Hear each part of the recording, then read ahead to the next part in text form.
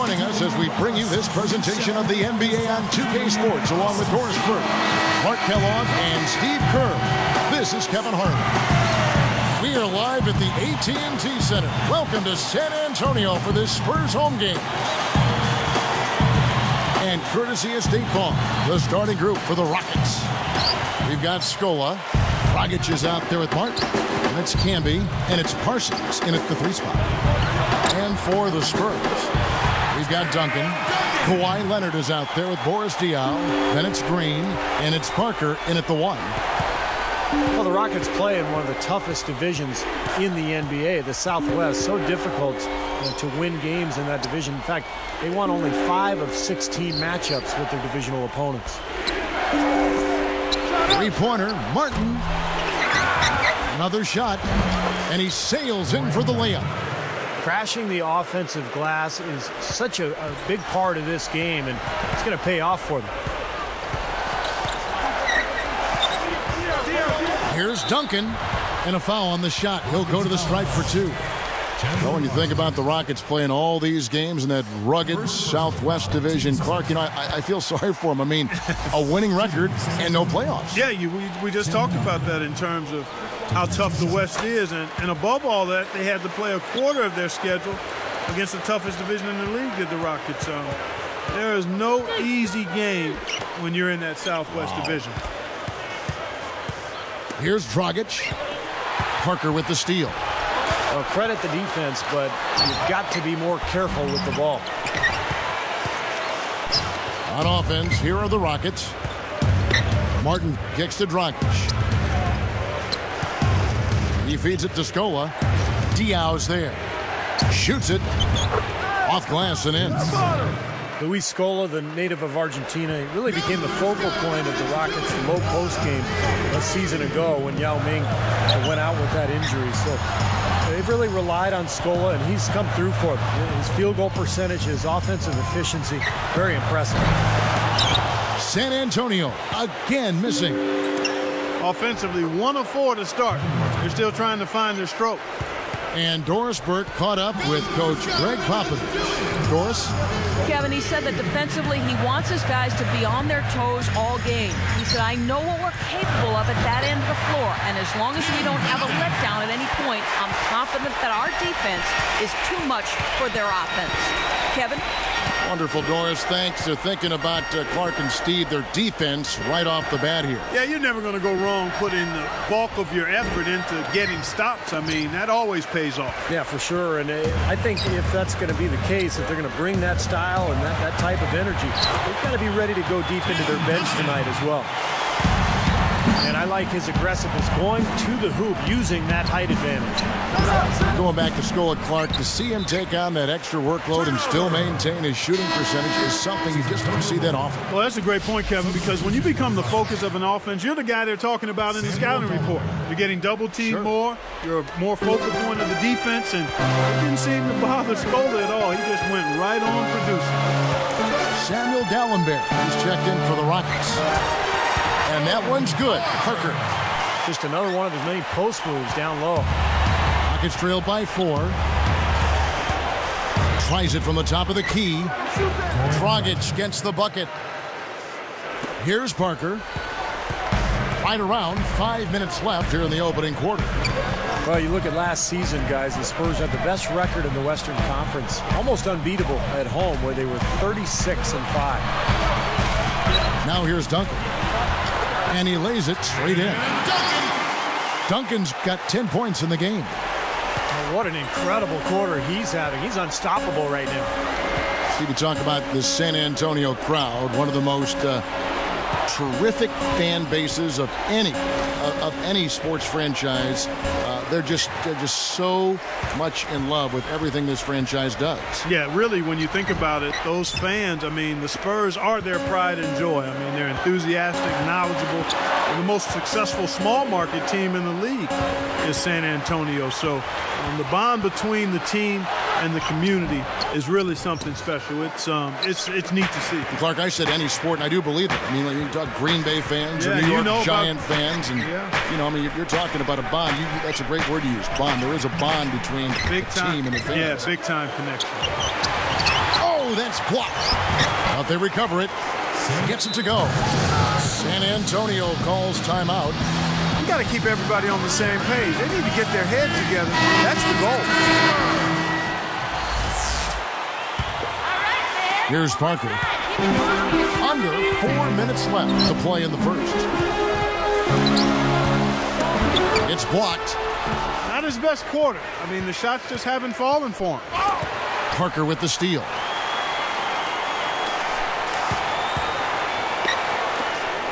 Lets it go with a three. Parker with another miss. He is yet to get into the flow of this game. His teammates have done their part, but they need him to pick his game up. It's rebounded by Houston.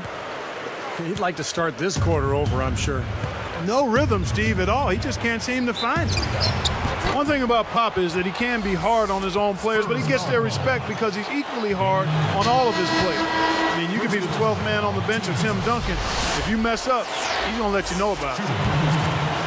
Don't you think, Steve, this is something that all coaches can mimic of Pop, the way he is hard on player 1 through 12, and certainly has his favorites and guys he's had around, but I think he treats them all like men. I think they appreciate that. His lines of communication are amongst the best in the NBA. Yeah, he's got a great sense of humor.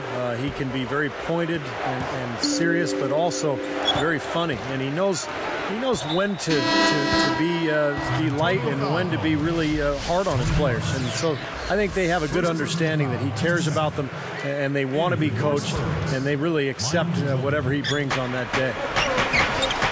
And the Spurs making a change here. Ginobili's checked in. Everything is working for him right now. He's been a huge factor in the quarter.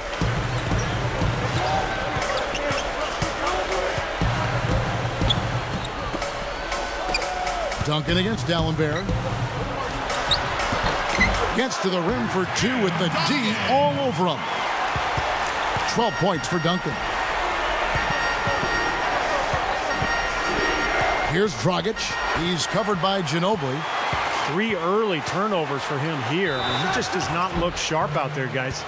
Well, he better sharpen it up right now because he's on pace to have about a dozen turnovers when it's all said and done. Well, a disappointing playoff performance last season for San Antonio. Of the big three, Manu Ginobili was the only one who managed to play well against the Grizzlies. Going back to Ginobili, he played well in the playoffs despite that hyperextended elbow. Steve, you remember that huge brace he wore? Yeah, I mean, it didn't get as much attention as what Rajon Rondo went through with his elbow injury, but Ginobili showing every bit as much as toughness as Rondo. I mean, that was impressive. And he was going at Tony Allen and vice versa in that series. A very, very physical confrontation between those two. That's why you push the ball. You score before the defense has a chance to set up. Exactly. They had the defense on its heels that time. You know, you watch workouts and you look at the numbers on Kawhi Leonard, and he doesn't stand out and blow you away, but he can hoop. Here's Dragic, and the layup falls. Dragic has got 10. He's just been dominant, trying to dig his team out of the hole. Leonard kicks to Ginobili. From outside, off the mark. Going back to Leonard, Steve, he does things that won't show up in workouts. I think that's the key with Leonard is just his ability to get loose balls and rebounds and extra possessions. He's not going to wow you with his offensive skill, but he's a good athlete and strong and physical, and he can be really scrappy. That's going to be the key for him going forward. And the basket by Scola. 59 seconds left in the first quarter. San Antonio leading. Ginobili dishes to Duncan. They kick it out to Green. Some good ball movement here. That doesn't go either by Ginobili. And total domination on the glass by them so far. Well, the anticipation is... Whoa! And again, the lead changes hands.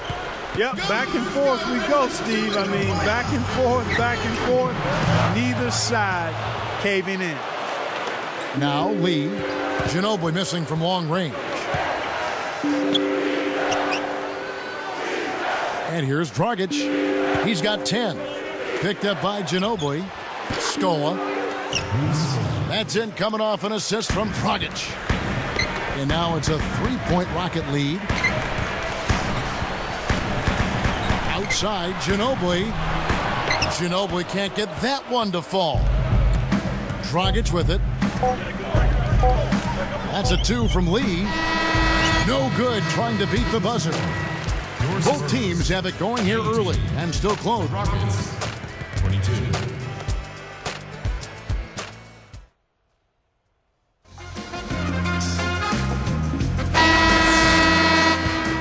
And off we go, a close game now starting the second quarter.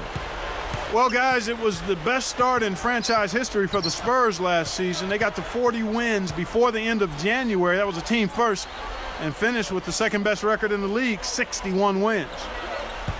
Taking a look at the Rockets. Budinger is out there with Patrick Patterson. And it's Camby. Then there's Lowry. And it's Lee in at the 2. Spurs trail by 3. So, Steve, a team you used to play for, the Spurs, essentially a 50-win team for the last 13 seasons, including when you played for them, but they may be nearing the end of their championship window. At least some people think that. How about you? Well, even Tony Parker said over the summer that he didn't think the Spurs could win a championship anymore. So what a run it's been. 50-win seasons, 13 times in a row. Just incredible. They'll still be very competitive, but this is not a championship team any longer. Here is Lowry. Goes straight up and slam dunk by Camby. Boy, the big fella showing us a little explosiveness for a change. Well, maybe Clark is working on his dunk skills because he looked perfectly at home right there. Yeah, sometimes he can clang those, so glad to see him get that one down. Let's go now to the sideline and catch up with Doris Burke. Hey, Doris.